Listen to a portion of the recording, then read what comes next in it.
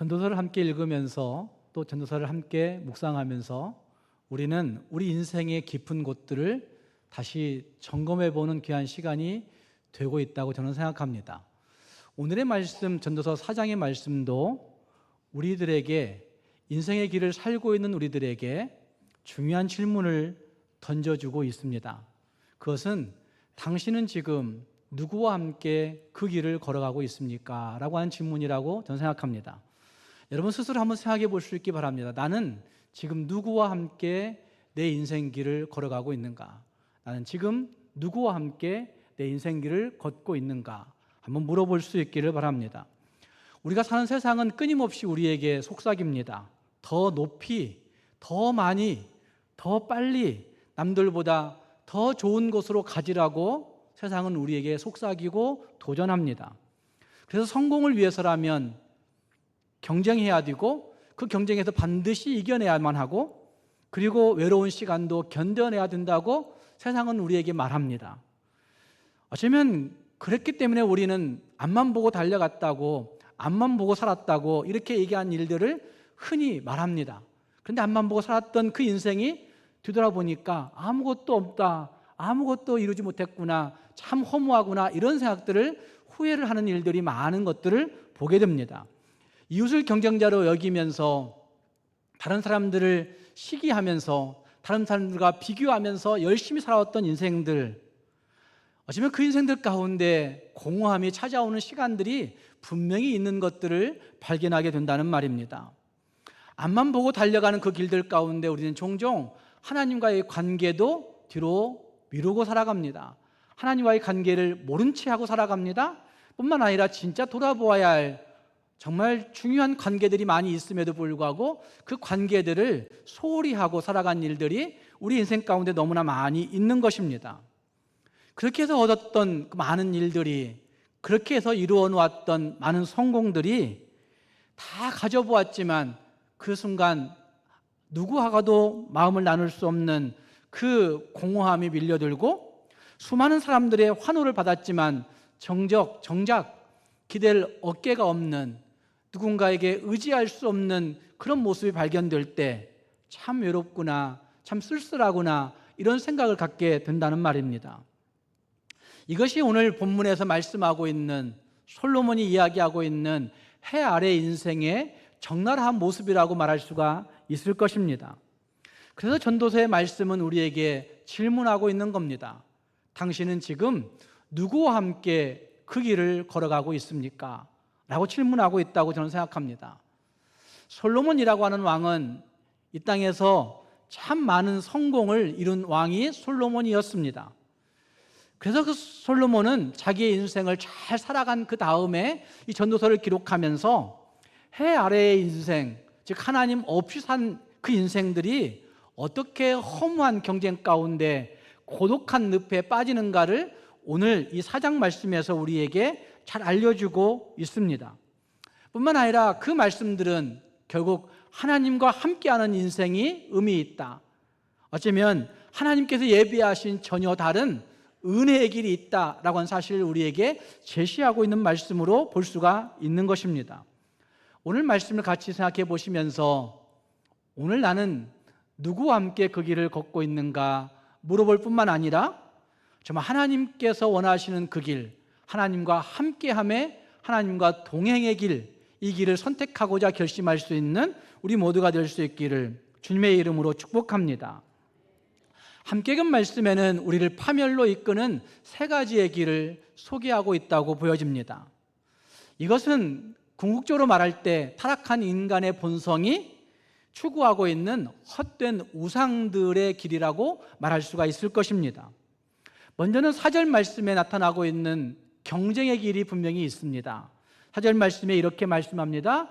내가 또 본즉 사람이 모든 수고와 모든 재주로 말미암아, 여기까지는 매우 좋은 말씀이죠. 그 다음 말씀 보십시오. 이웃에게 무엇을 받으니? 시기를 받으니, 그래서 이것도 헛되어 바람을 잠든 것이로다, 이렇게 말하고 있습니다. 모든 수고, 모든 재주가 있는 사람이 있습니다. 참 재주가 많은 사람도 있습니다. 열심히 무엇인가를 행하는 사람들이 땅에 참 많이 있습니다. 그런데 그 모든 수고와 모든 재주, 모든 노력의 근원, 동기가 무엇이냐가 더 중요하다고 생각합니다. 어쩌면 순수한 열정을 가지고, 정말 정직한 열정을 가지고, 모든 사람들을 이롭게 하는 열정을 가지고 살고 있다고 한다면 그것이 시기의 대상은 되지 않을 겁니다. 그것이 경쟁의 대상도 되지 않을 겁니다. 그러나 내가 열심히 재주를 가지고 수고하고 있지만 그것이 순수한 열정, 정직한 열정, 어쩌면 순수한 동기가 아닐 때 많은 사람들에게 시기의 대상이 되고 경쟁하게 되어지는 것이죠. 아니, 사실은 더 정직하게 생각해 보시면 우리가 살고 있는 이 땅의 많은 일들은 순수한 동기보다는 경쟁심에 의해서, 누군가와의 비교에 의해서 열심히 살려고 하는 모습들이 우리에게 있다는 사실들을 부인할 수가 없을 것입니다. 이것이 죄로 인해서 타락한 인간의 본성이라고 말할 수 있습니다. 나의 존재 가치를 다른 사람들과의 그 가치와의 비교에서 나오고 있는, 비교를 통해서 확인하려고 하는 교만함, 이것이 우리 안에 내재되어 있는 것이죠. 그래서 그 비교 때문에 열심히 경쟁하려고 하는 겁니다. 그 비교 때문에 누군가를 시기하고 누군가를 미워하고 질투하면서 내가 이루고자 하는 일들을 이루고자 하는 모습들이 우리에게 있다는 말입니다. 현대 사회에서 사회심리학 분야에서 말하고 있는 한 가지 단어가 있는데, 이거는 병리적인 현상이라고 얘기할 수 있는 부분이 있습니다. 상대적인 박탈감이라고 하는 용어를 사용합니다. 근데 상대적인 박탈감이라고 하는 용어는 타인의 성공을 보면서 자신의 초라함과 자신의 부족함과 자신의 절망을 느끼는 태도를 상대적 박탈감이라고 용어를 이야기합니다. 근데 그 상대적 박탈감은 타인의 성공을 보면서 자신의 초라함을 느끼는 감정이 기본적인 감정이지만, 그러나 상대적 박탈감은 자기가 초라해서만 느끼는 것이 아니라 자기가 우월할 때에도 내가 다 가진 것 같은 느낌을 가질 때에도 더 많이 가진 사람을 보면서 갖는 박탈감들을 상대적 박탈감, 이렇게 얘기합니다. 그러니까 현대인들이 가지고 있는 상대적 박탈감은 경쟁하지 않으면 안 되는 그 구조로 몰아넣고 있다는 사실들을 볼 수가 있는 것이죠. 미국 웨스트민스터 신학교에 좋은 상담 교육센터가 있습니다. CCEF라고 하는 상담센터인데, 이 센터에 있는 에드워드 웰치 교수는 이렇게 얘기합니다. 경쟁과 시기는 인간이 하나님과의 관계에서 떠났을 때 나타나는 가장 흔한 죄의 현상이다라고 그렇게 얘기합니다. 경쟁과 시기는 인간이 하나님과의 관계에서 멀어질 때 나타날 수 있는 가장 흔한 죄의 현상이라고 그렇게 말하고 있습니다. 그러면서 웰치 교수는 그렇게 얘기합니다. 시기와 경쟁이 우리 내면의 공허를 조장하고 있고, 시기와 경쟁이 하나님과의 단절에서 비롯되어서 결국 그것은 우상 숭배의 비참한 결과라고 그렇게 이야기하고 있는 것을 볼 수 있습니다.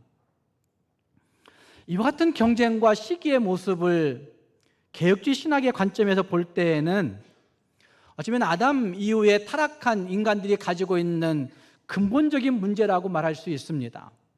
창세기 4장 말씀에서 가인이 아벨을 시기하여 죽인 사건을 우리는 보고 있습니다. 가인이 자기 형제 아벨을 시기해서 죽입니다.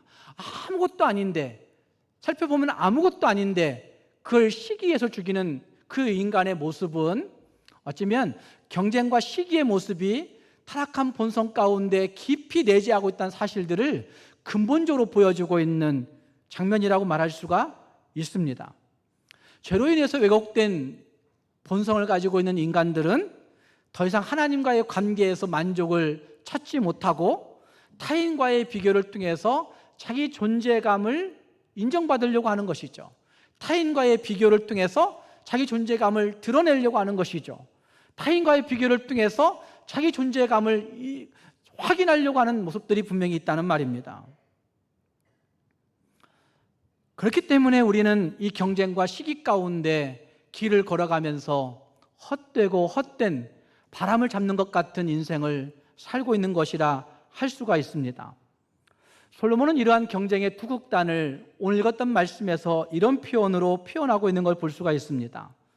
함께 읽은 말씀 5절 말씀을 한번 보십시오. 5절 말씀에 이렇게 얘기합니다. 우매자는 팔짱을 끼고 있으면서, 그 다음 말씀 같이 읽어보십시오. 자기의 몸만 축내는도다. 자기 몸만 축내는 게 어리석은 자의 모습이에요. 뭘 끼고 있으면서? 팔짱만 끼고 있으면서. 개역성경에서는, 옛날 우리가 썼던 개역성경에서는 이 부분을 이렇게 번역했습니다. 게으른 자는 손을 거두고 자기 살을 먹느니라. 게으른 자는 손을 거두고 자기 살을 먹느니라. 이해되세요? 게으른 자는 손을 까딱하지 않아요. 까딱하지 않아요. 그러려고 하죠. 그러고 결국은 뭘 먹고 있는 것 같아요? 자기 살을 먹고 있는 것 같은, 자기 인생을 먹고 있는 것 같은 그런 인생들이 어떤 자들이라고요? 게으른 자, 우매한 자라고 표현하고 있습니다. 경쟁의 한 극단의 모습을 게으른 자로 표현하고 있고, 또 한 극단은 6절 말씀에 이런 부분이 있습니다. 6절 말씀을 보십시오. 같이 읽어보겠습니다. 6절 말씀. 두 손에 가득하고 수고하며 바람을 잡는 것보다 한 손에만 가득하고 평온함이 더 나으니라. 이 말씀 이해되세요? 두 손에 가득 찬 사람들이 있습니다. 내 손, 두 손 가득하게 모든 것들을 모은 사람이 있습니다. 그런데 그렇게 수고해서 모은, 두 손 가득 모은 것들도 뭐가 같아요? 바람을 잡는 것 같더라.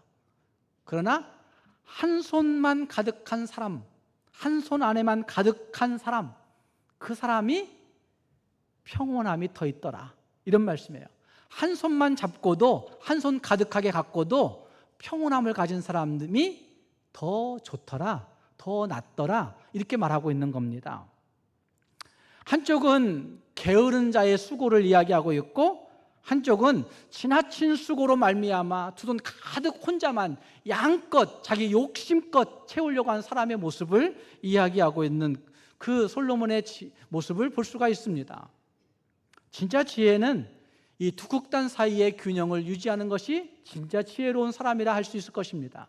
게으른 자의 수고도 아니고, 그리고 지나친 수고로 양껏 자기 욕심만 채우려고 하는 수고도 아닌 두 극단 사이에서 정말 균형을 잡을 수 있는 태도, 이게 진짜 하나님의 지혜이고 하나님이 원하시는 삶의 모습이라는 사실을 우리에게 보여주고 있다는 말입니다.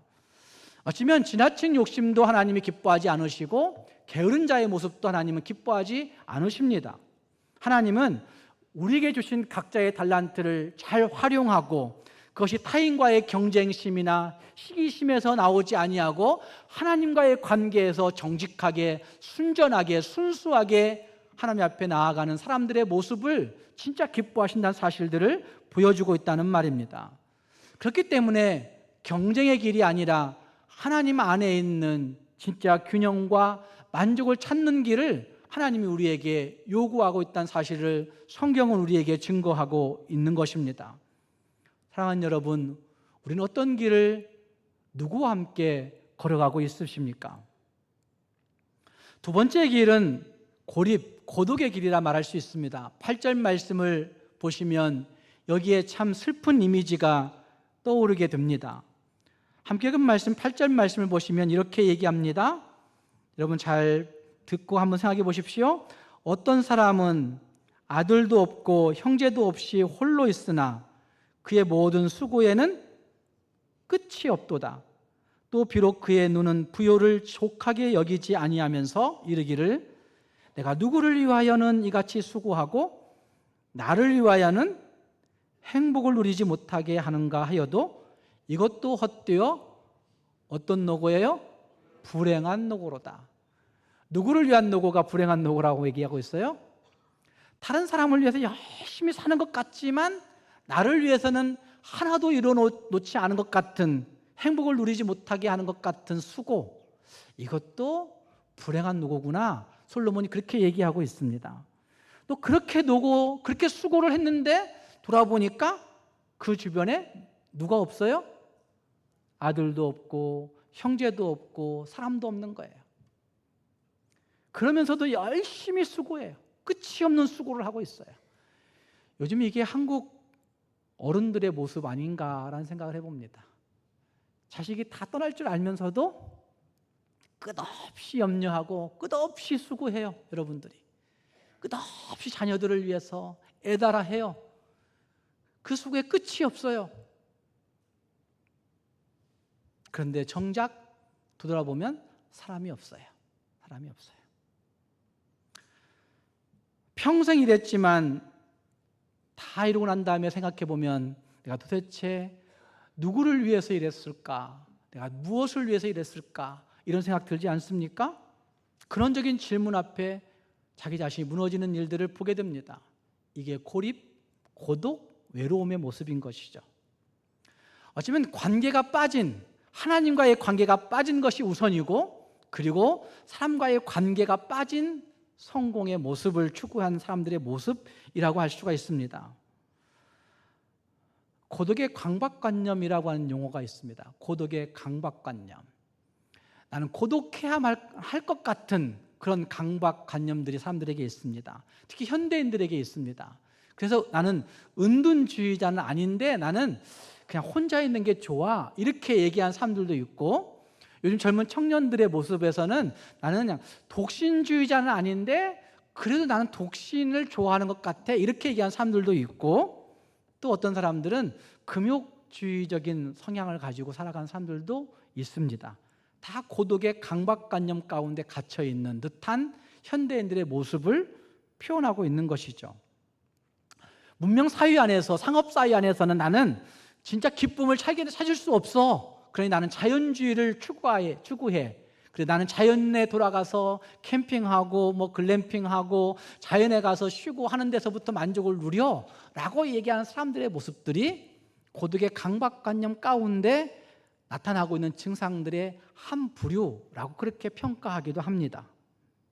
실제로 바쁜 도시 생활 가운데 있는 많은 사람들의 외로움들을 자기 방식으로 푸는 일들이 많다고 하는 사실들을 보여주고 있고, 이것이 사회적 하나의 트렌드가 되어서 사회적 현상으로 자리 잡은 지가 오래되었다, 이렇게 이야기하기도 합니다. 그럼에도 불구하고 진짜 한국 사회 안에는 외로워하는 사람들이 너무나 많습니다. 실제로 2018년과 2023년에 한국 리서치에서 조사했습니다. 18세 이상의 성인 남녀들을 향해서 조사했는데 2018년 그 조사에서 이런 질문을 던졌습니다. 한 달 동안, 최근 한 달 동안 당신은 외로움을 느낀 적이 있습니까? 라고 한 질문에 2018년 12월에 통계낸 자료에 의하면 72%의 18세 이상의 남녀들이 나 외롭다고 얘기했습니다. 나는 한 달 동안 안에 외로움을 느낀 적이 있어 라고 그렇게 보고했습니다. 한 5년 정도 지나간 다음에 2023년 12월에 똑같은 질문 던집니다. 최근 한 달 동안 당신은 외로움을 느낀 적이 있습니까? 라고 묻습니다. 그 질문에 77%의 사람들이 한 달 동안 안에 나는 외로움을 느낀 적이 있다고 얘기했습니다. 여러분, 2025년이 되었습니다. 여러분은 지금 어떠십니까? 최근 한 달 동안 나는 외롭다고 느낀 적 있으십니까? 이 통계의 또 한 가지 문제점은 1인 가구를 대상으로 질문을 던지면, 1인 가구들만 대상으로 질문을 던지면 그 수치는 훨씬 더 높아진다는 것입니다. 그러니까 많은 현대인들이 외로움을 느끼고 있는 것이 분명하다라고 하는 통계들이죠. 그건 우리 한국만이 아니라 미국에서도 마찬가지입니다. 미국의 질병통제예방센터라는 것이 있는데 그 미국의 질병통제예방센터에서 똑같은 질문 던집니다. 그 질문에서 많은 성인들의 대다수가 외로움을 느꼈다고 얘기합니다. 특히 18세부터 34세의 젊은 층들은 43%의 사람들이 나 외롭다고 얘기하는 일들이 다반사가 되어버렸습니다. 이런 통계들은 도시화된 현대인들의 모습들 가운데, 그 이면 가운데 참 많은 어려움들이, 고립되어 있는 모습들이, 고독들이 있다는 사실들을 보여주고 있는 것입니다. 그런데 이 고독, 외로움은 단순한 기분, 감정 이상으로 그들의 정신 세계에 큰 영향을 미치고 있고, 또 이 고독, 이 외로움은 우리의 육체적, 신체적인 질병 가운데도 큰 영향을 미칩니다. 그래서 정말 외로움과 고립이 뇌졸중, 심장병, 치매, 당뇨병, 우울증, 그리고 초기 불안, 조기 사망의 위험 증가를 불러온다고 하는 사실들이 많은 연구의 결과들을 통해서 나타나고 있습니다. 그러니까 외롭지 않아야 되는 거죠. 외롭지 않아야 되는 겁니다. 어떻게 외롭지 않을 수 있을까요? 하나님의 말씀인 성경은 인간의 관계적 존재로 창조되었다고 분명히 말씀하고 있습니다. 하나님이 창세기 2장에서 말씀하십니다. 사람이 혼자 있는 것이 좋지 못하니 라고 말씀하면서 아담 혼자 두지 아니하시고 하와를 다시 만드셔서 아담 옆에 두신 것입니다. 근데 이 말씀을 잘 생각해 보시면 사람을 맨 처음 창조하신 하나님께서 사람 혼자 있어서는 안 되겠구나 라고 생각하신 거예요. 그래서 사람은 혼자 있어서는 안 된다는 사실들을 분명히 말씀하고 있는 구절이라 말씀할 수 있습니다. 인간은 하나님과의 관계에서 의미를 발견할 수 있게 만든 존재라 할 수 있습니다. 인간은 하나님과의 관계에서 진짜 존재의 가치를 발견할 수 있게 만든 것이 인간이라 말할 수 있습니다. 사람은 하나님과의 관계 안에 있을 때 내 존재의 의의를 발견할 뿐만 아니라 하나님과의 관계 안에서 다른 사람과의 관계를 잘 해갈 수 있는 길이 무엇인가를 고민하게 되고 그 일들을 개척하게 된다는 사실들을 발견할 수 있다는 말입니다. 그렇기 때문에 고독의 문제는, 외로움의 문제는 단순히 우리의 감정이나 기분의 문제가 아니라 하나님의 창조 질서에 어긋난 삶의 모습이구나 라는 사실을 발견하게 될 때 하나님의 창조 질서 가운데 그 말씀으로 회복하여 하나님과의 관계로 들어가 진짜 회복이 일어날 수 있는 은혜가 거기에 있게 되는 것입니다. 사랑하는 여러분, 우리는 혹시 혼자 외로움의 길들을, 고독한 길들을, 고립의 길들을 스스로 걸어가고 있는 것은 아닌가 한번 생각해 볼 수 있기를 바랍니다. 세 번째의 길은 인기의 길이라 말할 수 있습니다. 13절 말씀부터 16절 말씀의 이야기를 어떤 해석자들은 권력과 연관지어서 해석하는 사람들도 있습니다. 그런데 권력만이 아니라 높아지려고 하는 추구의 문제만 아니라 사실은 이것은 인간 본성 깊은 곳에 자기의 인기를 위해서 살고 있는 사람들의 모습 전체를 일컫고 있는 모습이라고 저는 해석을 했습니다. 그래서 인기의 길이 거기에 13절부터 16절까지 나타나고 있는 것입니다. 13절 말씀 이렇게 말씀합니다. 가난하여도 지혜로운 젊은이가 늙고 둔하여 경고를 더 받을 줄 모르는 왕보다 나으니 라고 말씀합니다. 솔로몬은 이 마지막 부분에서 마지막 한 가지 예화를 들어서 진짜 가치가 무엇인지, 진짜 지혜로운 길이 무엇인지를 설명하고 있는 것이라 저는 생각합니다. 나이와 지위가 높아도 지혜가 없으면 소용이 없다는 말씀을 13절 이하에서 하고 있는 것입니다. 반대로 비록 가난하고 어려워도 지혜가 있으면 더 가치 있는 것이다. 가난하고 힘들고 보잘것없어도 하나님의 지혜가 있으면 정말 그는 가치 있는 인생이다. 이렇게 말하고 있는 부분이라 말할 수가 있습니다. 14절 말씀은 이렇게 말씀합니다. 그는 감옥에서 나와 왕이 되었음이니라 라고 말씀하는데, 이 말씀을 제가 이렇게 번역해 볼 수 있는데, 그는 감옥에서 나와 왕이 되었을지라도 자기 나라에서 가난하게 태어났느니라. 뒤바꿔서 생각해 볼 수 있는 겁니다. 그는 자기의 나라에서 가난하게 태어났을지라도 감옥에서 나와 그 나라의 왕이 되었느니라. 누구를 얘기하고 있는 것 같아요, 여러분? 누구를 얘기하고 있는 것 같아요? 성경에 감옥에서 나온 두 명의 인물이 있습니다. 한 명은 요셉이라고 하는 인물이고, 또 한 명은 정확하게 감옥이라고 표현할 수는 없지만 감옥 같은 광야에서 나온 다윗이 있습니다. 그 두 사람 모두는 세상에서 인정받지 못한 사람들이었습니다. 가난한 사람들이었습니다. 어쩌면 가진 것이 없는 사람들이었습니다. 부모에게서도 따돌림 받았던 사람들이었습니다. 형제에게서도 외면당했던 사람들이었습니다. 그런데 그들이 감옥 같은 곳에 살다가 감옥에서 나와 무엇이 돼요? 왕이 되고 총리가 돼요. 역사적으로 실제로 일어난 사건을 암시하고 있는 부분이라 말할 수 있습니다.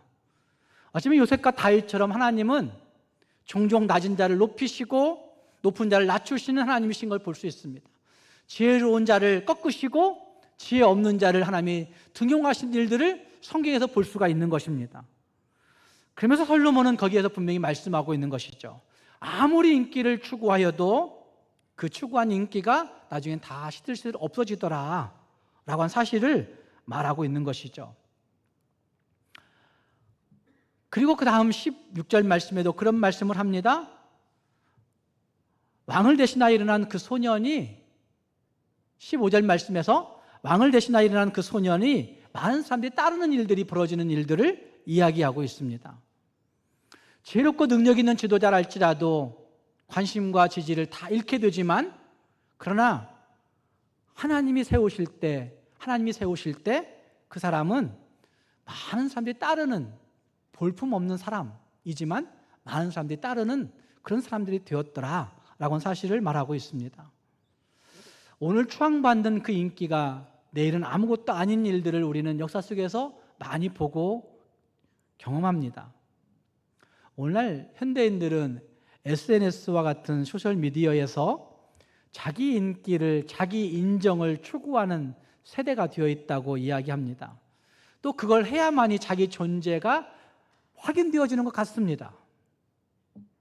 그래서 팔로워 수가 얼마나 되느냐, 누가 나를 좋아요라고 눌러줬느냐, 여기에 애달아하는 것이죠. 누가 내 톡을 씹었어, 톡씹했다고 절망하는 사람들도 있습니다. 제가 어제 우리 교회 인스타와 그 유튜브에 요즘 숏 설교를 올리고 있습니다. 그런데 숏 설교 말씀 요약한 카드들 보시는 사람들이 있을 텐데 우리 교인들 그렇게 많이 보지 않는 것 같지만 사실은 그 한 번 올리면 한 가지마다 한 500명 정도의 그 접속자들이 생긴다고 합니다.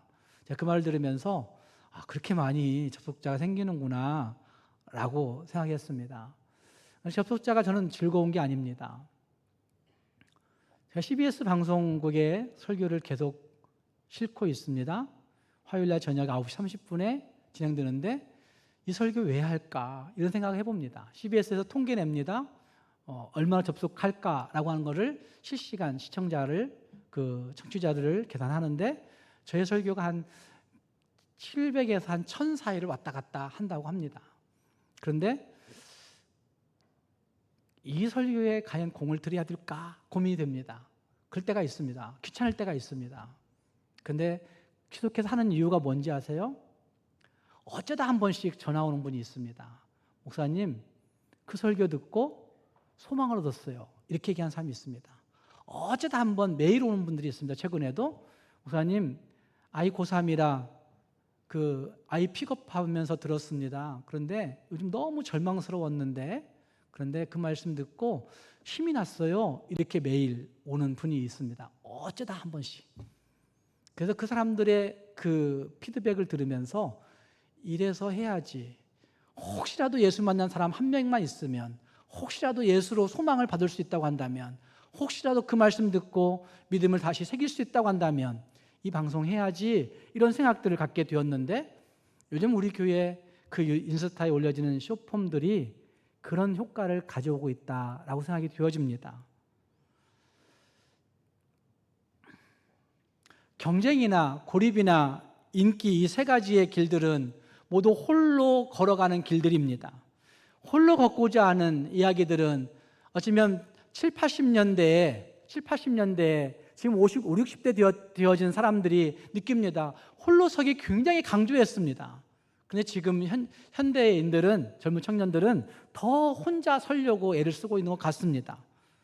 근데 그 홀로 서고자 하는 그것은 인간의 교만에서 비롯된 것이라고 하는 사실을 성경은 분명히 이야기하고 있습니다.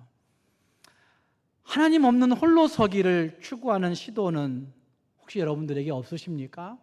하나님 없이 하나님을 외면한 채 하나님 모른 채 하며 홀로 서기 하고 있는 모습들은 혹시 나에게 없는지 한번 생각해 볼 수 있기를 바랍니다. 하나님 없는 홀로 서기보다는 하나님과 함께하는 은혜로 서는 자들이 더 능력이 있습니다. 하나님과 함께하는 은혜로 서는 자들이 더 지혜롭습니다. 하나님과 함께하는 은혜로 서는 자들이 더 기쁨을 누리며 이 땅을 살 수 있습니다. 사랑하는 성도 여러분, 하나님 없는 홀로 서기보다 하나님 있는, 하나님과 함께하는 은혜로 서는 자들이 될 수 있기를 주님의 이름으로 축복합니다. 함께 읽은 말씀 가운데 또 한 가지 기억해야 될 것은 9절 말씀부터 12절 말씀까지 해서 함께 걸어갈 수 있는 길의 능력을 솔로몬은 세 가지로 소개하고 있는 것을 볼 수 있습니다. 함께함이 주는 능력 세 가지라고 저는 생각합니다. 하나는 넘어졌을 때 일으켜 세워주는 힘이 있습니다. 함께 하는데 가능합니다. 10절 말씀이 그렇게 말씀합니다. 혹시 그들이 넘어지면 하나가 그 동물을 붙들어 일으키려니와 라고 그렇게 말씀하고 있습니다.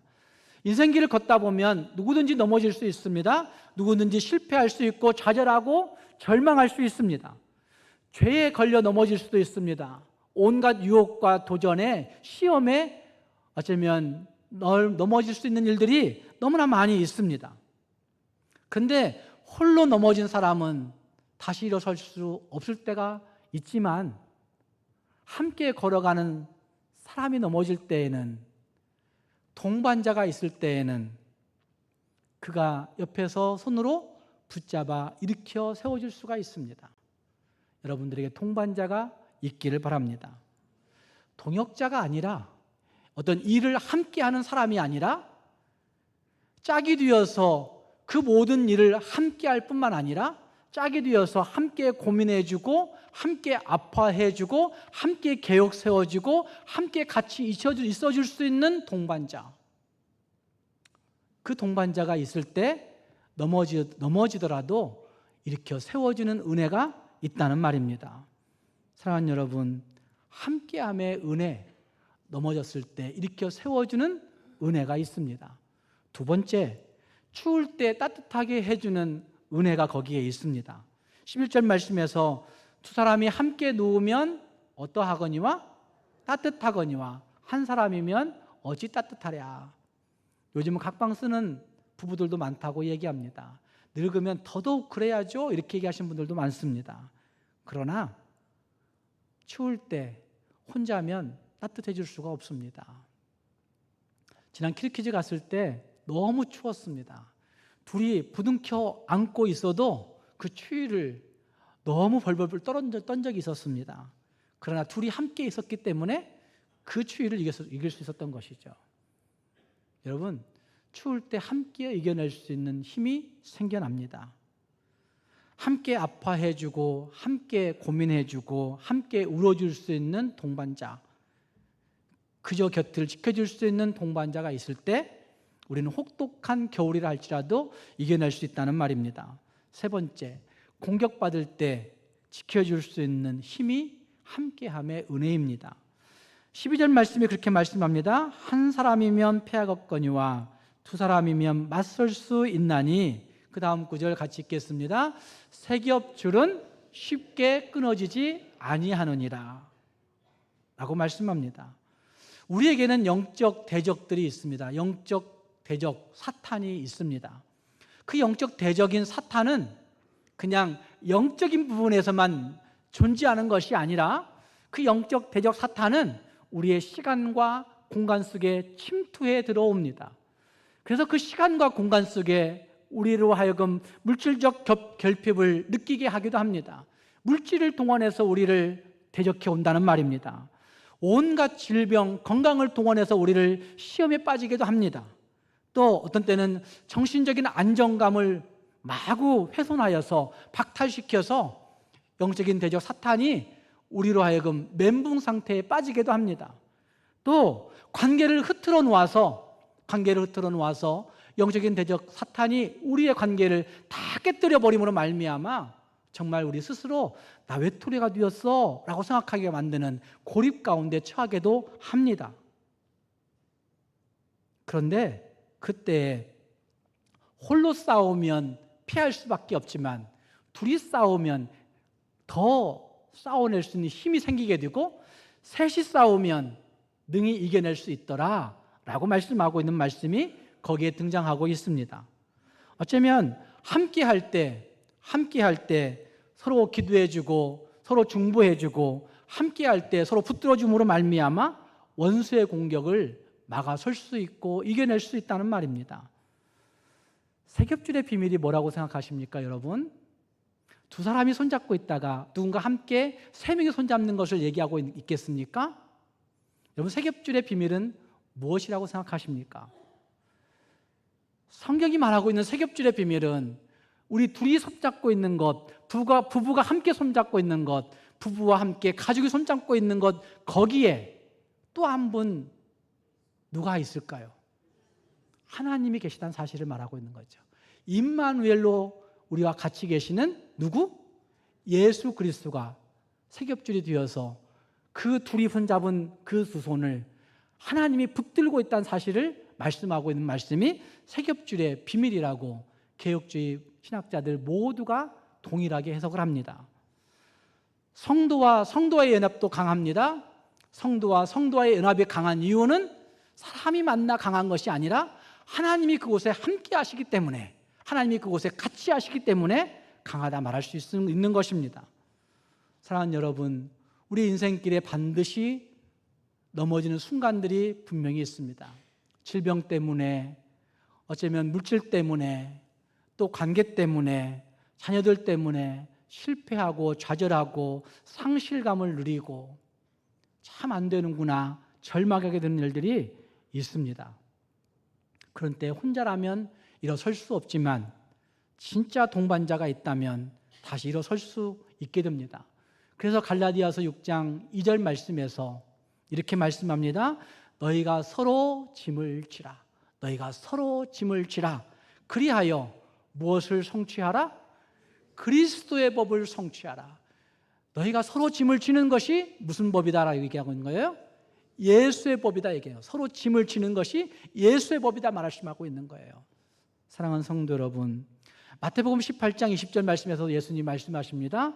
두세 사람이 내 이름으로 모인 그곳에 나도 너희 중에 있느니라. 나도 그들 중에 있느니라. 이렇게 말씀하는 그 말씀을 보시면 하나님이 함께 하신다는 사실을 분명하게 말씀하고 있는 것입니다. 사랑하는 여러분, 누구와 함께 여러분의 인생길을 걸어가고 계십니까?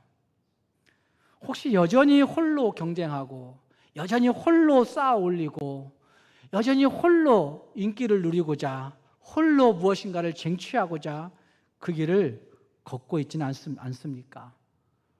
바람잡이처럼 열심히 바람을 일으키면서 걷고 있는 모습이지만 그 길에는 허무함과 비참함이 준비되어 있을 것입니다. 사랑하는 여러분, 하나님께서 우리에게 예비해 주시는 함께함의 길을 걸어갈 수 있기를 바랍니다. 하나님과 함께 가고 예수 그리스도와 함께 가고 교회 공동체, 예수 그리스도를 머리로 하는 이 교회 공동체와 함께 감으로 말미암아 어쩌면 넘어질 때 누군가가 일으켜 세워주고 추위 속에 벌벌 떨 때 누군가 안아주고 공격받을 때, 사탄으로부터 공격받을 때 함께 싸워주는 내게 영적 가족이 있다고 하는 사실을 기억하면서 함께함으로 말미암아 승리할 수 있는 우리 모두가 될 수 있기를 주님의 이름으로 축복합니다. 기도하겠습니다.